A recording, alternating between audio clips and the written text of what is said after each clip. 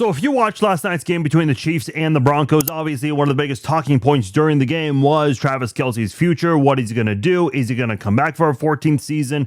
There was a lot of speculation on the broadcast between Kirk Herbstreit and Al Michaels, and obviously it's been talked about for quite some time now in Kansas City. For more than a year, really, people have been wondering, what is Travis Kelce going to do? And given the way things ended last year, people wondered, would he just accept that defeat and ride off into the sunset? Then he came back for a 13th season, not the year at all people thought it was going to be. So now people are wondering, what's next? Is the upcoming game against the Raiders, which neither team has anything to play for, is that going to be Travis Kelce's final game, or will he come back for one more season? Look, he's about to finish year 13. He needs 10 yards to surpass the 13,000-yard receiving mark in his career, which is impressive, and it's monumental for sure. He needs 57 yards to surpass Jason Witten for the second most receiving yards. Obviously, only Tony Gonzalez would have the most. I doubt Kelce, even if he wanted to, would catch Tony Gonzalez. He would have to play at least 2 to 3 more years because Gonzalez is 2,100 yards ahead, and you got to think about Travis Kelce's age as well. He's 36 right now, turns 37 next October. As far as postseason records go, he is second in receiving yards and second in touchdown grabs all time. Only Jerry Rice is ahead of Travis Kelce in those two categories. Kelce does own the postseason receiving records for receptions and 100-yard receiving games in the playoffs. So he's accomplished a lot. He's got 3 Super Bowl wins. I believe 7 All-Pros and 10 or 11 Pro Bowls. I mean, he has done everything you would want in an NFL career.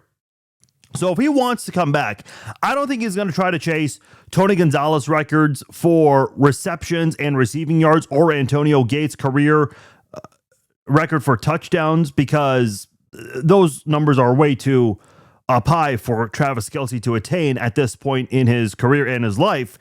But if he chooses to play one more year, it's not going to be because he wants to chase those records. I think it's going to be simply because he wants to try to win at least one more championship. And if he cannot get that, at least end it on a better note than this season. Look, not every future first ballot Hall of Famer, and yes, Travis Kelce is a future first ballot Hall of Famer. I would be shocked if he wasn't.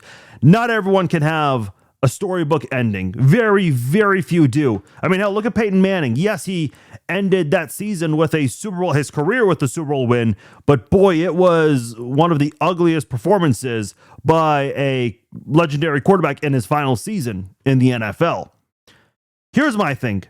I think Kelce is going to want to try to play next season. I think physically he actually can. We heard all offseason he put in the work, losing weight, spending extra time in the training room with his trainers, trying to get in better shape. And look, had he still had Patrick Mahomes as his quarterback for these final 3 games, obviously referring to last night, last week, and for next week's game, I think he had a good shot at getting 1,000 receiving yards. He would have extended the NFL record for most 1,000-yard receiving seasons by a tight end to 8, but that seems extremely unlikely because he's got somewhere around 800, close to 850 yards receiving on the season, so that's unlikely. But look at his numbers this year. He's averaging 11.5 yards per catch. That is the 3rd lowest of his career. Now, at one point this year, it was close to 12, 13, even 14 yards per catch on average. That was one of the best he's had in his career, and had a good opportunity to finish with 1,000 yards. Unfortunately, not going to be the case for him this year. Last year, he was averaging 8.5 yards per catch. Travis Kelce was not an effective tight end last year. He just wasn't. This year, when you look at Travis Kelce, he has fewer catches and fewer targets, but more touchdown catches and more receiving yards. He has been far more effective this year than last year. And look, I know a lot of people out there are speculating, saying that he does not want to step away on a bad note because of the losing record this year, losing Patrick Mahomes, missing the playoffs. Nobody does. And of course, you got to remember the way the Super Bowl went, the clobbering. That was unfortunate for Kansas City. Everyone else enjoyed that. That wasn't a Chiefs fan or a Taylor Swift fan. But boy, everyone else, they certainly enjoyed that clobbering that the Eagles gave to Kansas City. No one ever wants to go out like that. Nobody. But given how Kelce looked, I mean, he looked a lot better this year than last year. I mean, last year at age 35, Kelce looked like he was 35 years old. This year at 36 years old, Kelce did not look like he was 36. He looked like he was younger. He didn't look like he was in his prime per se, but that did not look like a guy that was on the cusp of wanting the season to end so quickly so he could hang up his cleats.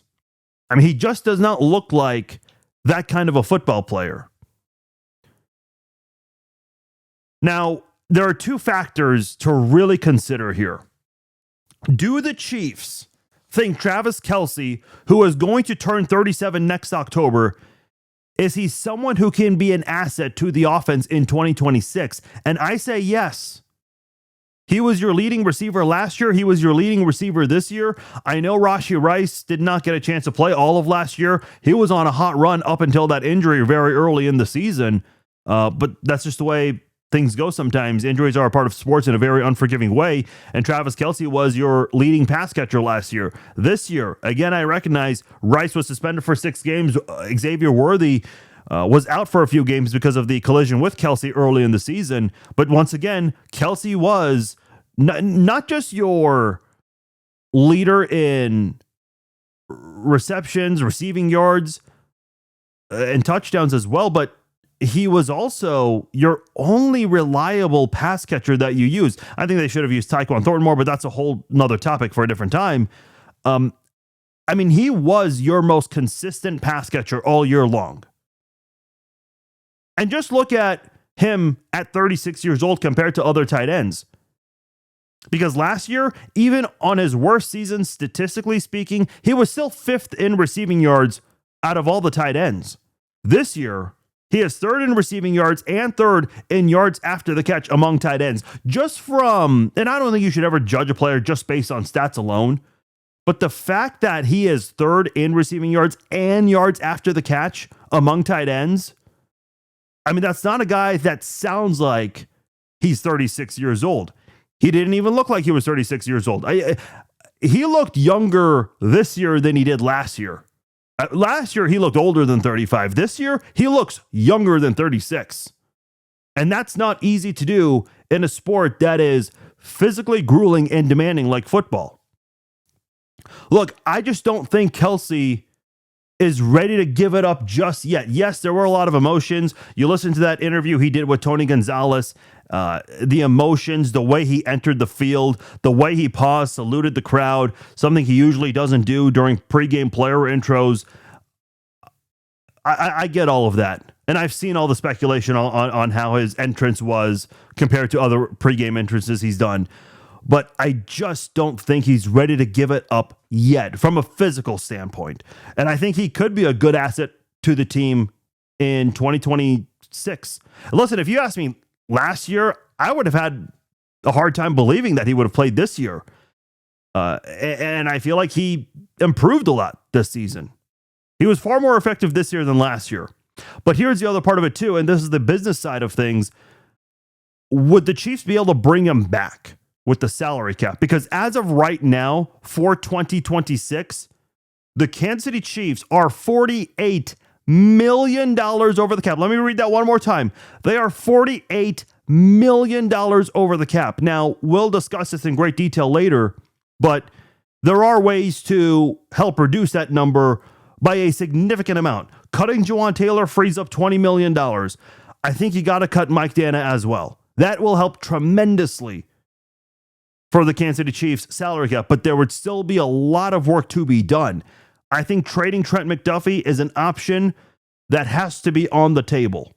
Listen, no Chiefs fan would like the idea of Trent McDuffie getting traded. Nobody does. But we've seen it with Tyreek Hill, L'Jarius Sneed, Joe Thuney. The Chiefs just aren't able to keep everyone, and I think that's to their fault of their own because they have maybe handed out too many extensions and maybe have put themselves in a place where they've overpaid a couple of guys as well. But that's for Brett Veach to figure out. But I think trading Trent McDuffie, that's another option that will help the Chiefs. Now, I know a lot of people are going to say, well, you can restructure Patrick Mahomes and Chris Jones contracts. Yes. And that is something the Chiefs seriously have to look at, because Patrick Mahomes and Chris Jones combined, who have restructured contracts already coming into 2026, those two combined have a cap number of $123 million. Now, here's the thing. Because they've been restructuring Patrick Mahomes' contract multiple times, all that's going to do is kick the can down the road, and it kind of puts you in a really tough spot for 2027. So I don't know how the Chiefs are going to handle that moving forward. Do they restructure again? Do they give Jones and Mahomes new contract extensions? How do they figure that out? That is up to Brett Veach and his staff to figure that out. And yes, I know what a lot of you guys are going to say. Kelce has a lot of money, and so does his soon-to-be wife. In fact, her net worth is above what the recent Powerball jackpot just was. But I still don't think a guy like him would play for league minimum. Listen, Kelce had been severely underpaid and was always willing to take less money for the betterment of the team up until the last 2 seasons. Because I know a lot of people make a big deal. Oh, Kelce's making more than he really should. Well, that's because he was severely underpaid for so long so he could help the football team. I think physically, Kelce is willing to give it one more year. But is that one more season going to be in Kansas City? And if the Chiefs aren't able to make it work, or maybe the Chiefs, and I don't think they would go this route, but maybe the Chiefs just feel like it might be time to move on. And in the rare event, if they feel that way, would Kelce be willing to play elsewhere for one more year? That I don't know. My guess would be no. And obviously, you don't want to end things on a sour note like that.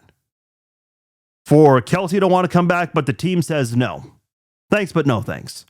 I doubt it goes that route. I truly doubt that. I just think the toughest part for Kansas City, that if Kelce wants to come back, and I think the Chiefs would welcome him with open arms, given what I just read to you, the way he performed this season, how would they make that work from a financial standpoint with the salary cap? Because it is a real thing. Yes, they could restructure, cut all the guys I mentioned, and trade McDuffie and restructure Mahomes and Jones, but that also makes it more difficult down the road. And I suppose they'll cross that bridge when they get there. That's another way of looking at it. But those are things to consider. Personally, I think the Chiefs will try to figure that out, the financial part. My guess right now, if I had to bet on it, I think Kelce will try really hard and will end up coming back playing one more season for Kansas City.